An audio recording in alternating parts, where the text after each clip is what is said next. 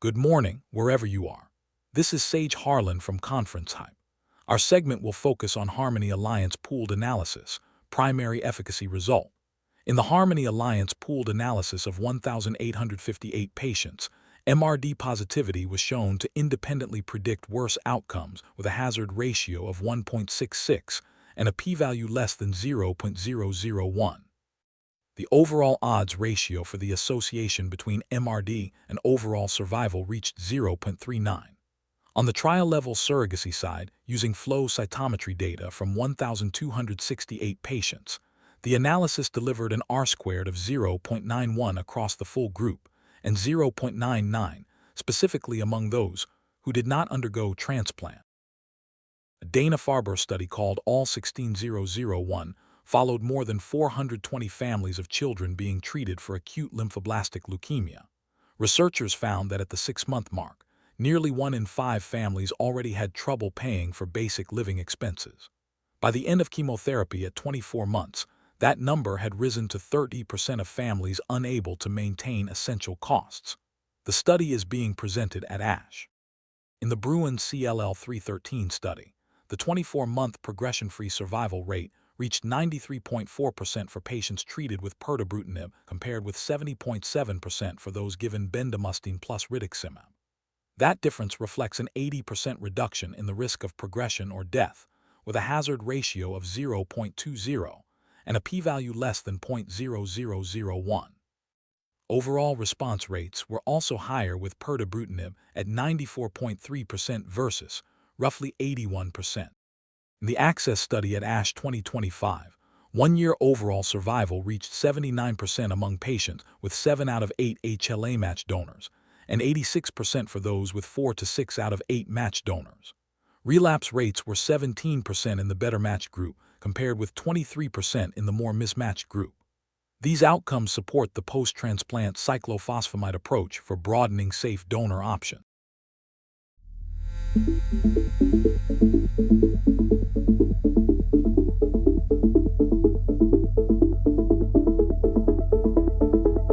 This is Conference Hype. Stay with us, coverage continues.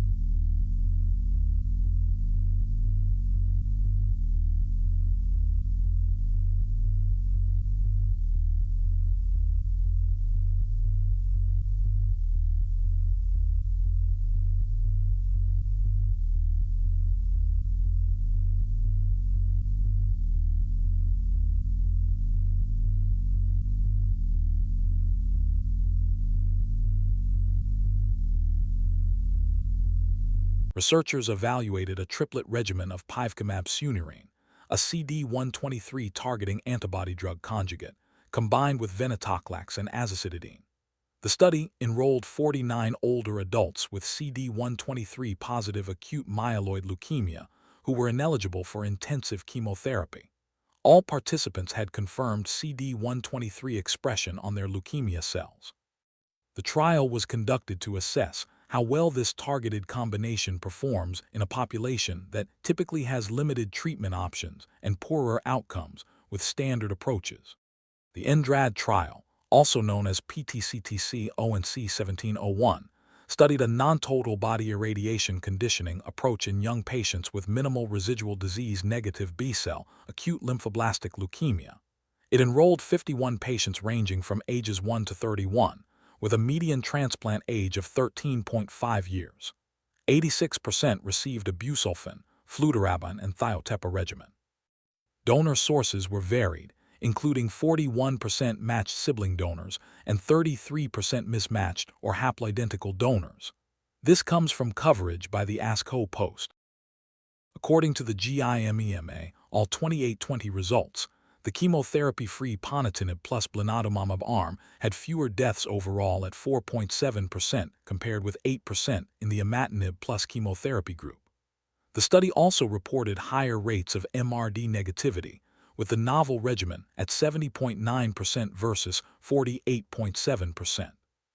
These findings suggest the potential of a chemotherapy-sparing approach in the front-line setting for Philadelphia chromosome-positive all. BRUIN CLL17 enrolled 662 patients with chronic lymphocytic leukemia who had never received a BTK inhibitor.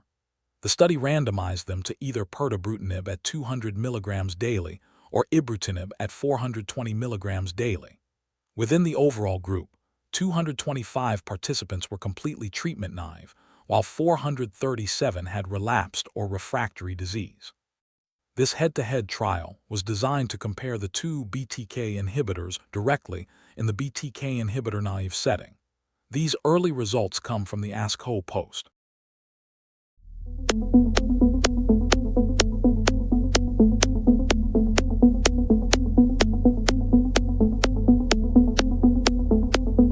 This is Conference Hype. Stay with us, coverage continues.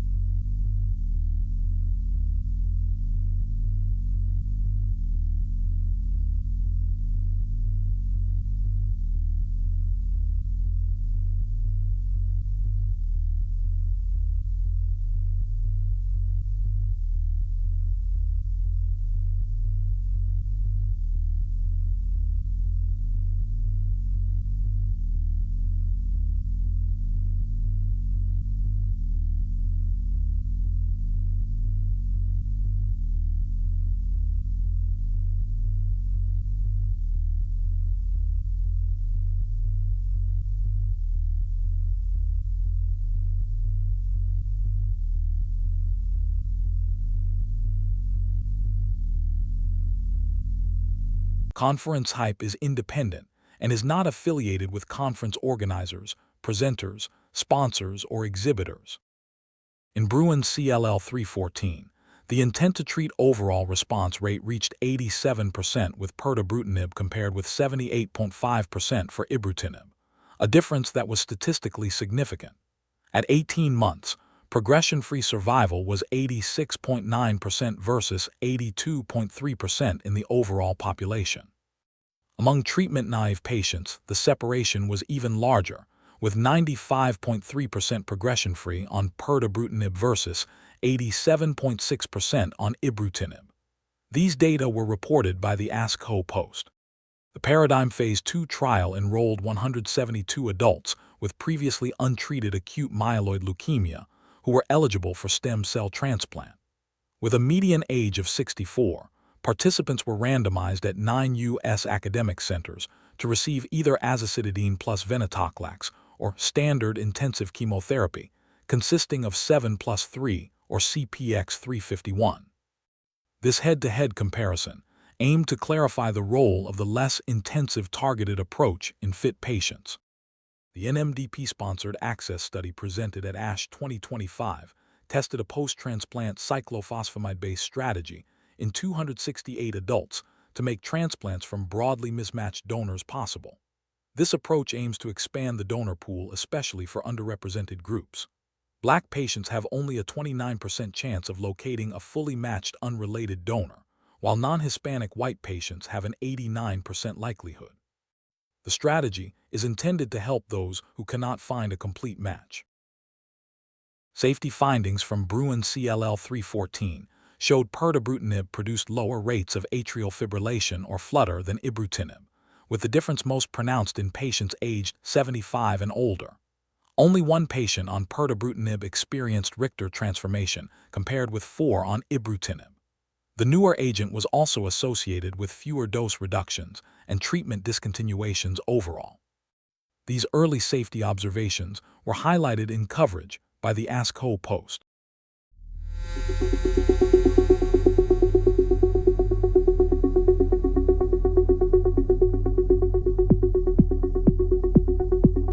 This is Conference Hype. Stay with us, coverage continues.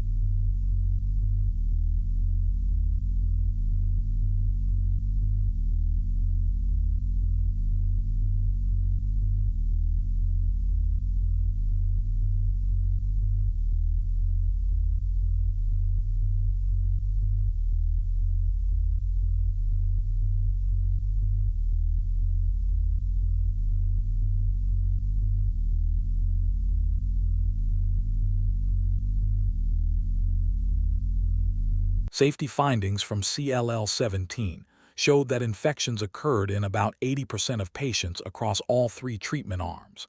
In the Venetoclax group, there were 22 fatal infections, 12 of which were due to COVID-19. The trial also reported markedly different rates of undetectable minimal residual disease, 73.3% with Venetoclax, 47.2% with Venetoclax, and 0% with continuous ibrutinib. These results were observed at a median follow-up of 34.2 months in treatment-naive CLL patients. According to the CLL17 study, 3-year progression-free survival rates were nearly identical across arms, 81.1% for Venetoclax, 79.4% for Venetoclax, and 81.1% for continuous ibrutinib. The hazard ratios were 0.87 and 0.84 respectively, establishing that the fixed-duration regimens were non-inferior to continuous ibrutinib. 3-year overall survival was 91.5%, 96%, and 95.7% in the 3 groups. These efficacy data come from a median observation time of 34.2 months in the 909-patient trial. BRUIN CLL313 marks the first prospective randomized Phase 3 trial evaluating a noncovalent BTK inhibitor in people with previously untreated chronic lymphocytic leukemia or small lymphocytic lymphoma. 282 patients were randomized 1-to-1 to receive either Pirtobrutinib dosed at 200 mg daily or 6 cycles of intravenous bendamustine plus rituximab. This head-to-head frontline study provides important new data for this patient population. In the CLL17 Phase 3 trial, researchers enrolled 909 patients with previously untreated chronic lymphocytic leukemia. The median age was 66. Just under 8% had DEL or TP53 mutated disease, 56.5% had unmutated IGHV, and 19.2% showed complex karyotype. Patients were randomized to one of 3 arms: fixed-duration Venetoclax plus obinutuzumab, fixed-duration Venetoclax plus ibrutinib, or continuous ibrutinib. Median follow-up reached 34.2 months. This head-to-head comparison was presented at ASH 2025.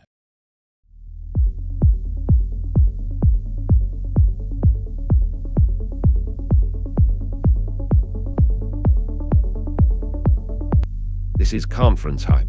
Stay with us, coverage continues.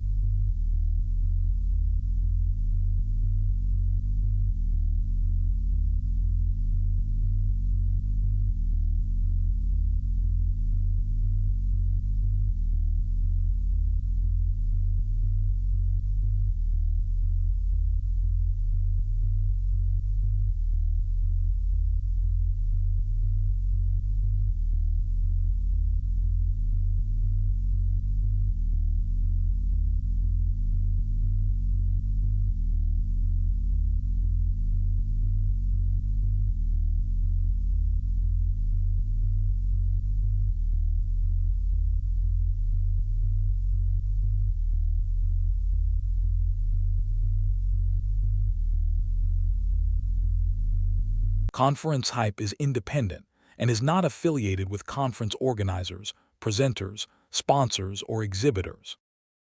In the GIMEMA, all 28-20 Phase 3 study, 236 adults with newly diagnosed Philadelphia chromosome-positive acute lymphoblastic leukemia were randomized 2-to-1. 158 patients received the chemotherapy-free combination of Pirtobrutinib plus blinatumomab, while 78 were treated with imatinib plus chemotherapy. At a median follow-up of 23.4 months, investigators compared outcomes between these two frontline approaches for this specific leukemia population. The GIMEMA all 28-20 trial showed markedly better efficacy with the chemotherapy-free regimen. Complete response rates reached 94.3% with Pirtobrutinib plus blinatumomab compared to 79.4% with imatinib plus chemotherapy. Event-free survival was 90% versus 74%, and overall survival was 94% versus 77%. All of these differences were statistically significant. In the pooled ECOG-ACRIN analysis of over 3,600 AML patients presented at ASH Abstract 290, Black race independently predicted inferior overall survival with a hazard ratio of 1.21, and worse disease-free survival with a hazard ratio of 1.31. Among those with NPM1 mutated disease, median overall survival was only 8.9 months for Black patients versus 19.1 months for white patients. Allogeneic transplant rates were also lower for Black patients at 37.1% compared with 48.5% for white patients. Source: the AskHo Post. In the EndRAD trial for MRD-negative BALL, the 2-year event-free survival reached 76.3%, and the 2-year overall survival was 82%. These outcomes were observed in the cohort of 51 young patients who mostly received chemotherapy-only conditioning instead of total body irradiation. The data highlight encouraging survival results from this approach, according to reporting from the AskHo Post.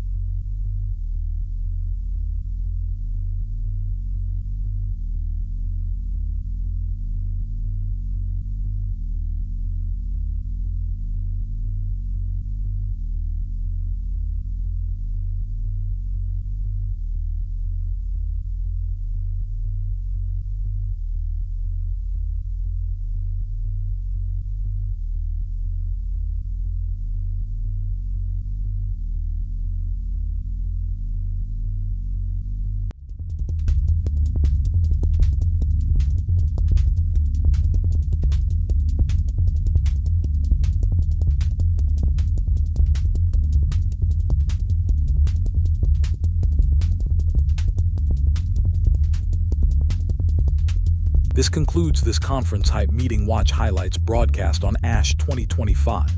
Which of these findings could change practice? Tag on X and join the discussion. Share this broadcast with a colleague or your clinical team, like the video, and subscribe with notifications turned on for more Meeting Watch coverage.